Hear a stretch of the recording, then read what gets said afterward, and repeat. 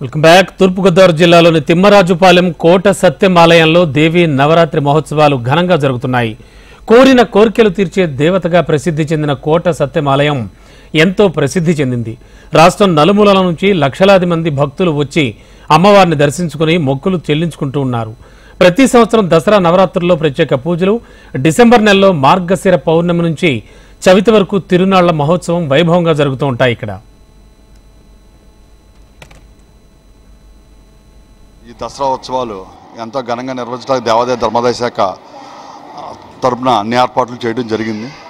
వచ్చినటువంటి భక్తులకి ఉచిత ప్రసాదము, అలాగే మంచినీటి సదుపాయం, మధ్యాహ్నం కుంకుమ పూజ అనంతరం వచ్చిన భక్తులందరూ కూడా అన్నప్రసాదం ఏర్పాటు చేయడం జరిగింది.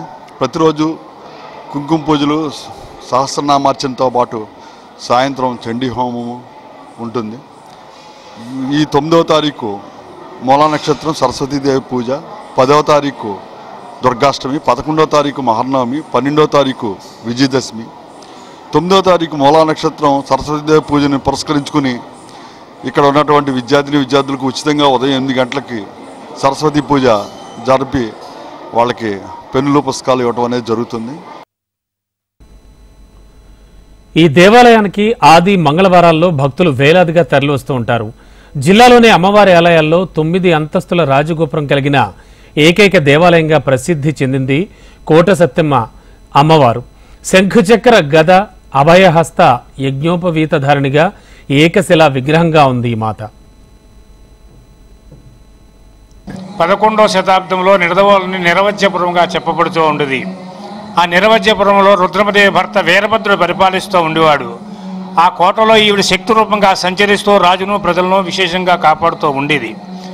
ఆ వీరభద్రుడు పరిపాలించే కోటలో శక్తి రూపంగా ఉండడం వల్ల కోట శక్తి అని పిలువబడుతూ ఉండేది. శక్తి రూపంగానే సంచరిస్తూ రాజుల్ని ప్రజల్ని కాపాడుతూ ఉండింది. 1936లో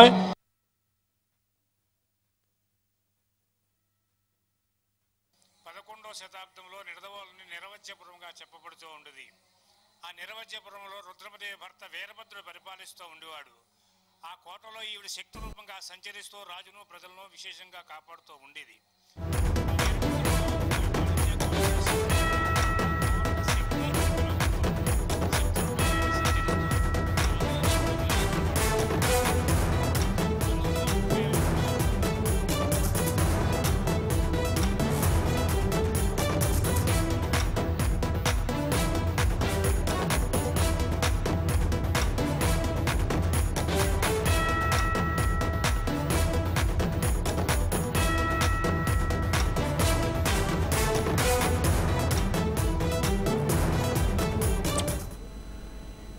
ఇక ఈ కోట సత్తమ్మ తల్లి ఆలయానికి ఆది మంగళవారాల్లో భక్తులు వేలాదిగా తరలివస్తూ ఉంటారు. జిల్లాలోనే అమ్మవారి ఆలయాల్లో 9 అంతస్తుల రాజగోపురం కలిగినటువంటి ఏకైక దేవాలయంగా ప్రసిద్ధి చెందింది కోట సత్తమ్మ శ్రీ అమ్మవారి ఆలయం. ఇక శంఖుచక్ర గద అభయహస్త యజ్ఞోపవీతధారిణిగా ఏకశిలా విగ్రహంగా కొలువైంది కోట సత్తమ్మ తల్లి.